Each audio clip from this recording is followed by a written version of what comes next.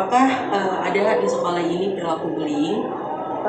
Ada. Untuk bullying di sini pasti ada, tapi memang tidak banyak. Oke, banyak ada ya Bu bullying di sekolah ini. Kalau boleh tahu jenisnya itu kayak gimana ya? Jenisnya itu verbal ya. Itu kalau untuk fisik itu ada sih 1-2, tapi lebih banyak itu verbal. Biasanya kalau misalnya ada bullying kayak gitu, biasanya sekolah itu menghadapinya kasus kayak gitu kayak gimana ya Bu? Untuk menghadapinya itu biasanya kita cari data dulu. Jadi kita nggak semena-mena langsung panggil anaknya, langsung kamu, itu sama aja menuduh ya. Itu nggak boleh seperti itu, tidak boleh seperti itu. Jadi kita harus cari data dulu, cari tahu yang sebenarnya info, tidak langsung menjudge. Nanti kalau kita sudah kumpul data semuanya lengkap, baru kita panggil. Terus ya kita nggak langsung eksekusi, misalkan kita nuduh, tidak. Jadi kita bicarakan baik-baik dulu, tanya-tanya dulu gitu. Nanti baru kalau memang sesuai dengan fakta ya nanti pada akhirnya ya kita akan tindak lebih lanjut lagi.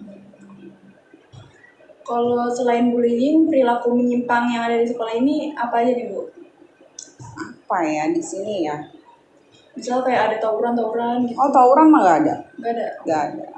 Paling ya anak-anak SMA apa sih manjak tembok gitu-gitu aja sih ya. Tapi ada kasus klepto. Ada, kalau klepto ada. Apa itu? Tapi suka mengambil barang. Oh iya. Bukan mencuri, sama ya mencuri klepto ya. Cuman kalau klepto ini kan lebih ke ini sudah kebiasaan bawaan. Kalau ininya misalnya solusinya nih dari yang mereka terus ngelakuin lagi walaupun udah diomongin terus, itu gimana? Untuk secara keseluruhan ya, kalau untuk pribadi mungkin ya kita ada pemanggilan anak tersebut, siswa tersebut, antara dua pihak ya, si pelaku dan si korban. Lalu kalau memang sudah serius ya kita panggil orang tua gitu. Tapi kalau masih bisa kita tangani ya kita sendiri aja tanpa orang tua. Lalu paling kita bikin sosialisasi seminar untuk anak-anak, untuk siswa-siswi yang di sini masalah bullying. Kalau dari perilaku mereka nih yang bullying atau yang perilaku tercela gitu biasanya disebabkan oleh apa Bu? Apakah dari orang tua, keluarganya, atau dari temannya gitu? Kurang perhatian ya. Biasanya itu. Dia nyari-nyari perhatian dari teman-teman yang lain dengan cara yaitu mengejek, entah itu kan biasanya siswa tuh suka mengejek, manggil nama orang tua, itu juga termasuk bullying kan. Kurang perhatian.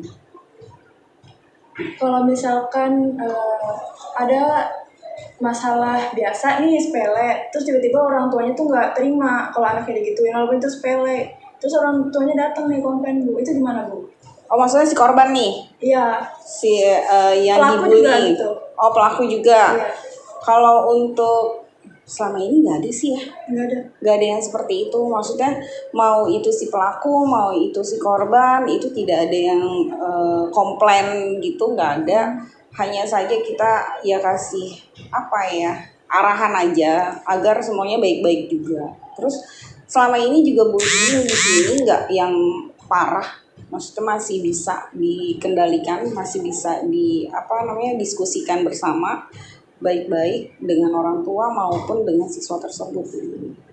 Jadi selama ini nggak ada yang sampai komplain seperti maksudnya yang nggak menerima anaknya itu dibully atau membuli. Karena kan biasanya kalau kita berpikir takutnya orang tua tidak mau menerima kalau anaknya itu dibully atau anaknya itu membuli.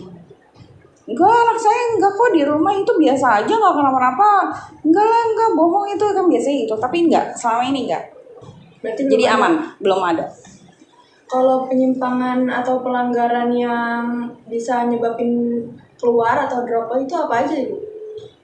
Apakah ada gitu siswanya? Kalau langsung DO selama ibu di sini ya, itu nggak ada. Paling yang SP1, SP2, SP3 keluar. Yaitu masalahnya juga bukan itu aja gitu. Tapi SP1 dia sudah mempunyai masalah, SP2 dia masalah lain, ya kita kasih SP2. SP2 dia masih bermasalah, ya kita kasih SP3. Setelah SP3 baru keluar. Udah situ aja pertanyaan. Udah cukup itu aja. Makasih ya Bu. Sama-sama. Dan